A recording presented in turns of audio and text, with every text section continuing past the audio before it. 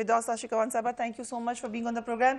एक तरफ महंगाई का पहाड़, दूसरी तरफ आपकी जो आशियाना आपकी जो हाउसिंग स्कीम है उसके हवाले से भी खदशात हैं कि पैसा कहाँ से आएगा। खुद ही आप लोग कह रहे हैं कि पैसा है नहीं, तो ये करेंगे कैसे? आज मुबारकबाद तो ले ली प्राइम मिनिस्टर ने, but how will he implement it?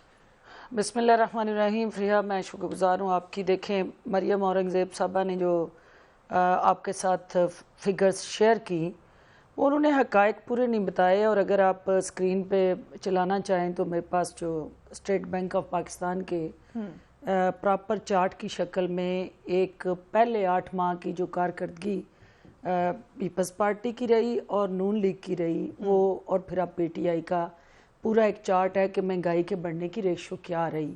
और as per that statement inflation बढ़ी है यकीनन।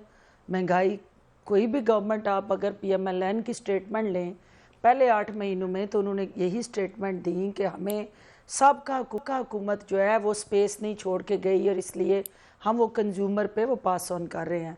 और उसका रिज़ल्ट क्या निकला कि जो इन्फ्लेशन चार्ट हम देखते थे, क्योंकि मैं एक पब्लिक रिप्रेजेंटेटिव हूँ, और जो बंदा भी पब्लिक के अंदर जाता है उसका पब्लिक पल्स पे हाथ होता है। लोगों को अगर चार्ट दिखाती है लोग समझ जाते हैं। पब्लिक अगर पेन में है, तकलीफ में है, मुश्किल में है, तो ये नहीं हो सकता कि हमें वो फील ना हो रही हो या हमें एहसास ना हो, क्योंकि हमने उन लोगों में रहना है। और वो देखना ये है कि ऐसा क्यों हो रहा है। ऐसा होने की बहुत सारी वजूहात है। नंबर 1, मैं सारा तारड़ साहबा की चूँकि लेट ज्वाइन किया, सारी गुफ्तगू नहीं सुन सकी। सबसे पहली वजह होती है कि कोई भी पॉलिटिकल गवर्नमेंट जब एक केयर टेकर गवर्नमेंट सेटअप से जो दरमियान में 3 माह का केयर टेकर गवर्नमेंट सेटअप आता है, उसको ट्रांजिशन ऑफ पावर होता है। उस ट्रांजिशन ऑफ पावर में जो गैप आता है, वो गैप की ओनरशिप लेनी होती है जो सिटिंग गवर्नमेंट होती है। अगर वो 1200 अरब का डेट उसको आके मिलता है पावर स्ट्रक्चर में, अगर उसको 120 अरब का मिल जाता है खसारा आपके गैस सेक्टर में, अगर आपको जो है वो बजट डेफिसिट मिलता है, तजारती खसारा मिलता है, इंपोर्ट एक्सपोर्ट गैप मिलता है, और पूरे का पूरा आपका जो फाइनेंशियल स्ट्रक्चर है वो कोलैप्स करता है और बैंक करप्सी की तरफ आपका मुल्क जा रहा होता है, तो मैं लगारी साहब की बात और आपका जवाब देते हुए ये कहूँगी कि आपने कहा कि IMF क्यों जो है आप डिले कर रहे थे, पहले चले जाना चाहिए था।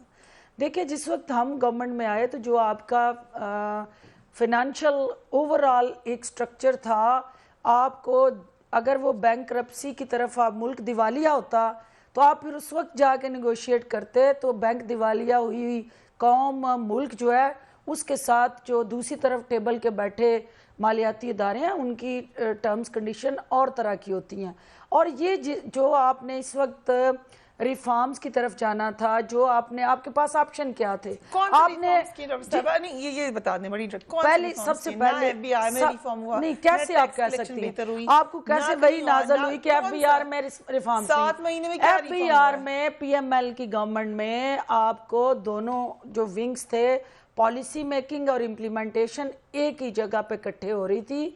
जो बंदा जो था वो टैक्स रिफॉर्म्स या टैक्स की पॉलिसी डिक्टेट करता था या वो राइट करता था, वही जाके इम्प्लीमेंट कर रहा होता था, जिसकी वजह से वो मिली भगत हो जाती थी। वो लाज ऐसे बनाए जाते थे जिससे बेनिफिट जो है वो उसको मिले।